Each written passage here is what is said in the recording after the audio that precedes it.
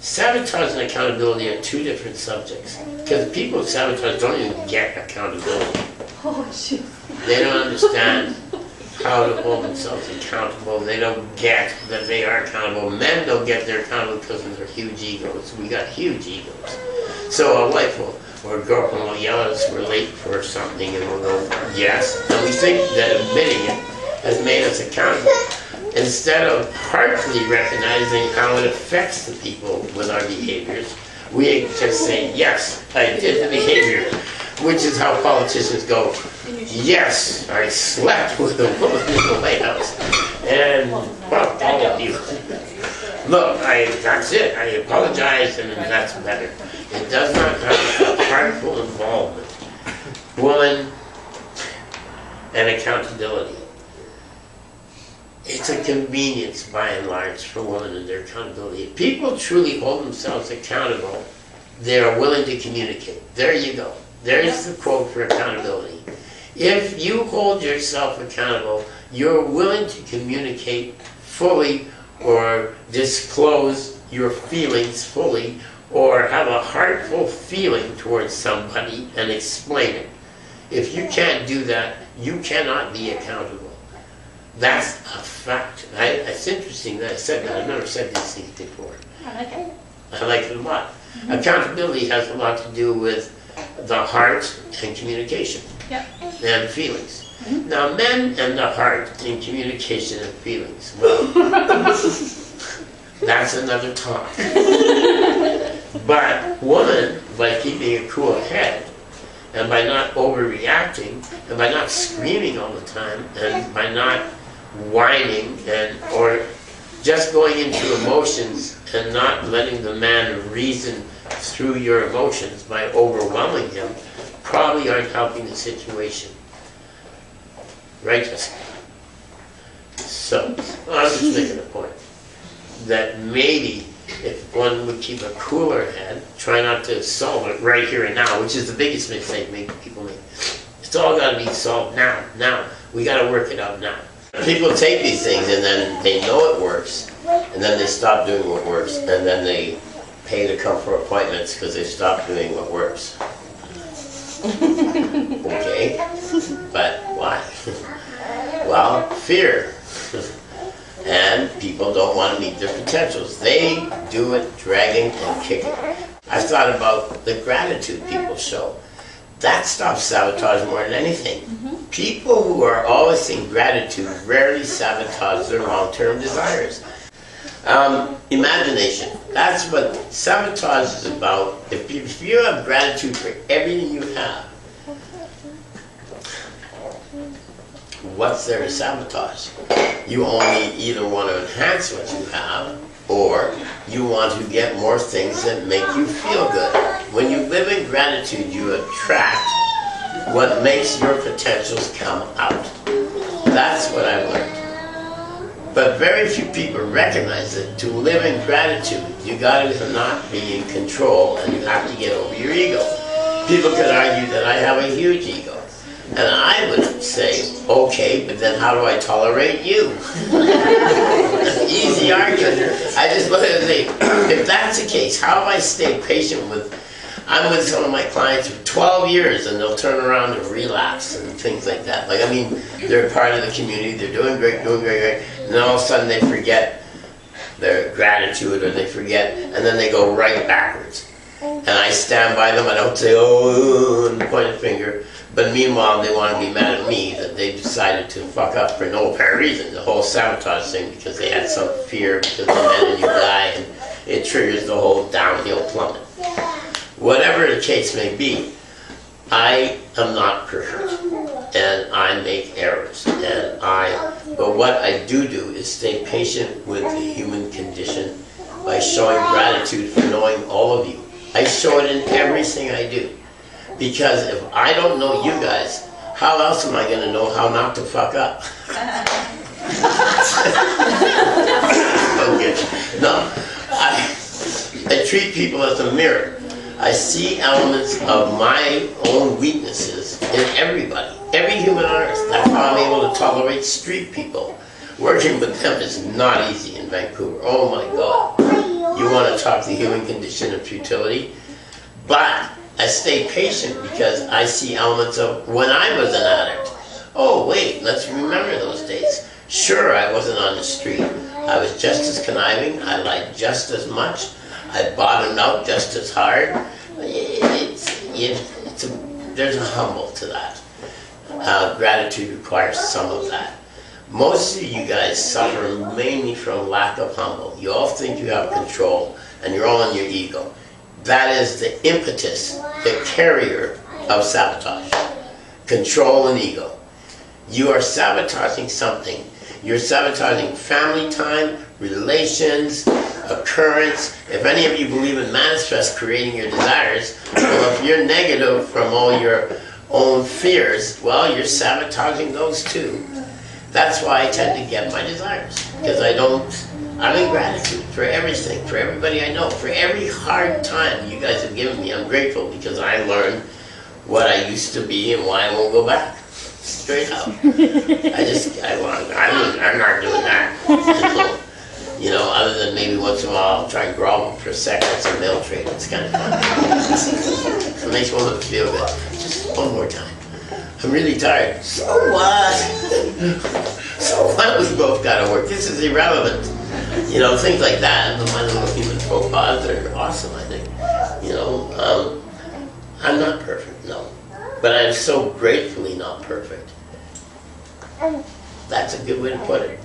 The imagination is the main thing that is affected when people sabotage. They have a skewed imagination because they don't feel worthy. That's where we started this talk, unworthiness.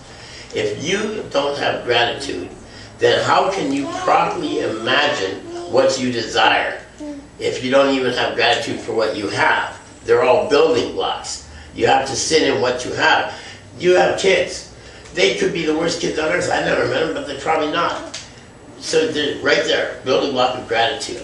You met somebody who will tolerate your kind of absurd self in a beautiful way. And your maleness that you don't think you have. In a beautiful way. Have gratitude for that. But everyone tends to focus on negative.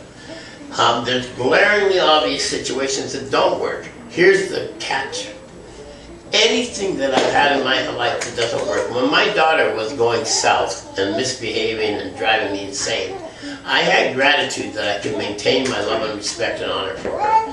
And set healthy boundaries. Don't bother calling me. Call me when you have a better attitude. I even had gratitude for the experience of that desperate, I failed as a dad feeling that I got. I made me totally rise to the occasion. And you've all met my daughter and see that she's come around, and we definitely get along now. And she definitely is totally me, somehow by some miracle, because I was separated from her for a long time. And she's definitely funny. And I have great gratitude for her. Even the painful memories, because how can you appreciate the good without the bad? Don't focus on the bad, focus on the good. Therefore you are creating what you desire, which means you're not sabotaging. Most of the people in this room have a problem creating their desires because they don't stay positive. It comes down to that. And we teach that, but it's a step-by-step foundation because you got to get rid of what? Your old family patterns, your old lie patterns to yourself, your own denials. You have to forgive, accept, and let go of the shit that didn't work. You have to see it accurately by going internal, eternal, external. They're all in the workshop. All these things stop sabotage.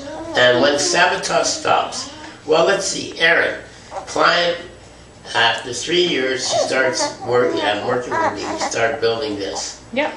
And I look at her and I told her, you're going to have a healthy family. You're going to have a home. You're going to have a business that succeeds.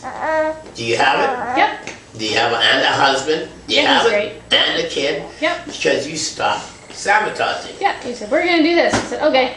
Sounds good. You got the whole list. Yep. Did Jennifer, your friend and my client, get the whole list when she's not sabotaging? Did she get what she desires right away? Have you seen any client on the mainland who doesn't have exactly what they desire when they stop sabotaging and they're in gratitude and they're in their heart, just feeling good and doing positive. They all have it. Mark's got his family, his business, his community involvement, his cars, his house. They've all come from nothing. I have clients who come from the street as addicts, who are now a doctor. One of them has become a doctor working with drug addicts. It's a fucking miracle. A gosh darn miracle for the camera. It's a gosh darn miracle, really, how she's come from stripping and prostitution to being a doctor. No names mentioned. Two of them, actually.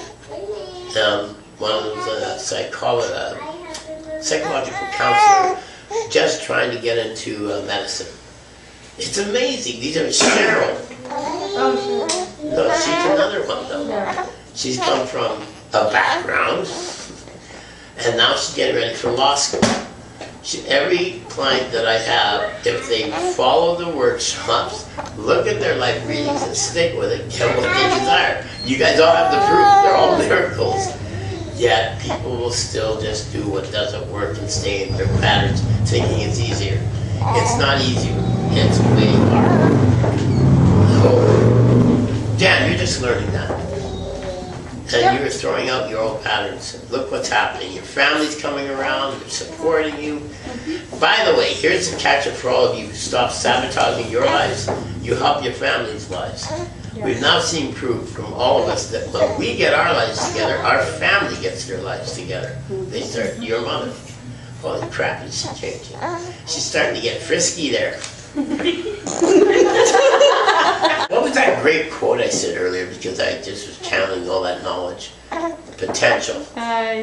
Shut down your short-term potential to wreck your long-term...